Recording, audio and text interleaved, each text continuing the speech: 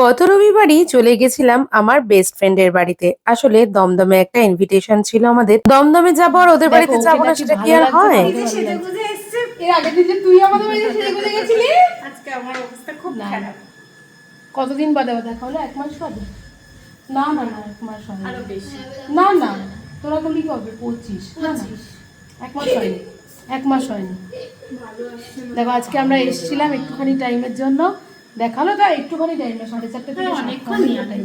সত্যি বলতে দমদমে যে কোনো কাজের জন্যই যাই না কেন তিতাসের বাড়িতে কিন্তু আমাদের যেতেই হয়। না হলে ম্যাডাম ভীষণ রাগ করে। আর বাচ্চাদেরও মিট হয়ে যায়। ওদের অনেকদিন বাদে বাদে দেখা হলে ওরা কিন্তু খুব গল্প করে, খুবই এনজয় করে।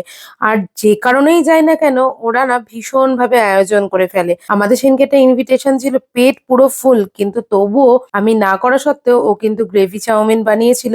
সাথে আবার গোলাপ জামুনও ছিল, ওটার ভিডিও করা হয়নি। এ তো কিছুই না, আমরা যদি এমনি যাই তাতেও ওরা এত আপ্যায়ন করে কি বলবো। আর কি, ওদের বাড়ির থেকে আমাদের ডিনার করেই ফিরতে হলো। খুব তাড়াতাড়ি আমরা গেছিলাম সেদিনকে, কারণ নেক্সট ডেই ছিল কিন্তু পুকুর ফিজিক্স অ্যান্ড কম্পিউটার এক্সাম। তো তাড়াতাড়ি করে চলে আসতে হয়েছিল। গ্রেভি চাউমিনটা কিন্তু দারুণ হয়েছিল খেতে।